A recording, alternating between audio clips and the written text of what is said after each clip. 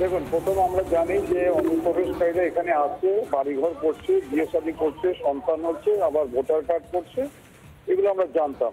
যেহেতু এটা ভালোভাবে তদন্ত হয়নি এবং প্রিভেন্টিভ অ্যাকশন বলে সেটা আমরা দেখতে পাইনি, অ্যাডমিনিস্ট্রেশন অনেক ক্ষেত্রে ফেলিউর, যার জন্য ডে বাই ডে আজকে এত বড় সাহস পেয়েছে। আপনি বলুন তো যে আমাদের এখানকার কোনো কেউ কি আজকে পাকিস্তানে বা অন্য জায়গায় গিয়ে হেম্মত পাবে? আপনি বলুন না আমাকে।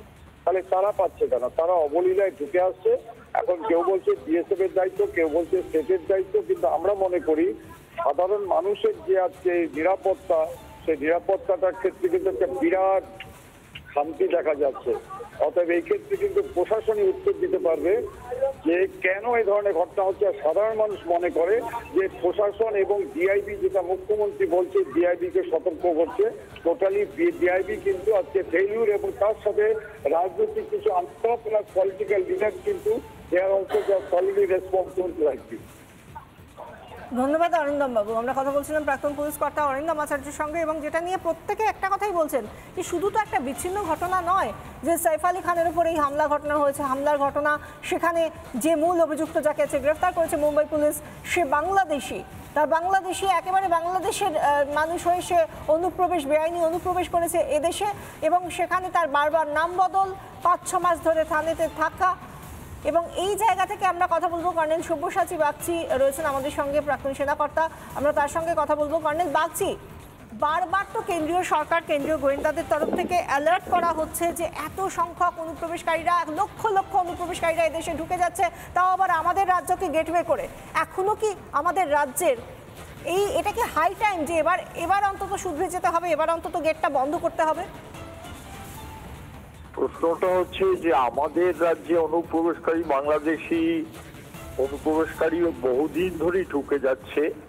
আমি এর আগেও আপনাদের চ্যানেল অন্যান্য জায়গায় বলেছি যে পশ্চিমবাংলার প্রায় 9টা ডিস্ট্রিক্ট, তার বর্ডার এরিয়াতে বাংলাদেশি অনুপ্রবেশকারীরা মেজরিটি পপুলেশন হয়ে গেছে, এবং এই দিক থেকে ঢুকে তারা দিল্লি এবং ভারতবর্ষের অন্যান্য জায়গায় ছড়িয়ে পড়ছে। আর তাদের সঙ্গে ইদানিং রোহিঙ্গিয়ারাও যুক্ত হয়েছে, এবং রোহিঙ্গিয়ারা পাশে ঝাড়খণ্ডে যে কিরকম কি হতে পারে, দিল্লি গিয়ে কি হতে পারে সেটা দেখিয়েছে। এবার দেখালো সাইফ আলী খানের উপর অ্যাটাক হওয়ার ব্যাপারে বম্বেতে, আর আমি শুনলাম যেটা যে ওকে নাকি ছত্তিশগড়ের কোথা থেকে যেন গ্রেফতার করা হয়েছে। অর্থাৎ সারা ভারতবর্ষময় বাংলাদেশি অনুপ্রবেশকারীরা সন্ত্রাসবাদটাকে মদত দেওয়ার জন্যে আর সমস্ত ভারতবর্ষ ছড়িয়ে অশান্ত অবস্থা তৈরি করে তুলেছে। তার জন্য প্রথম যে দায়িত্বটা দাঁড়ায় সেটা হচ্ছে পশ্চিমবাংলা সরকারের, যে একার জন্য যদি ঢুকে পড়ে তাকে ইন্টারনালি ডিটেক্ট করে আর ডিপোর্ট করা। ধন্যবাদ কর্নেল বাগচি। প্রাক্তন সেনাকর্তা কর্নেল বাগচি, সব্যসাচী বাগচি আমাদের সঙ্গে ছিলেন, এবং তিনিও যে কথাটা বলছেন যে এ রাজ্যে যেভাবে এ রাজ্যের মধ্যে দিয়ে ঢুকে তারপর গোটা দেশে ছড়িয়ে যাচ্ছে, কখনো রাজধানীতে, কখনো বাণিজ্য নগরীতে ছড়িয়ে যাচ্ছে এই রোহিঙ্গারা, অনুপ্রবেশকারীরা। আর এরপরেও যদি আমরা অ্যালার্ট না হই, সচেতন না হই, তাহলে এর থেকে বড় আর কত বড় ভুল হতে পারে। কিন্তু আমরা সত্যিই কি সচেতন হচ্ছি?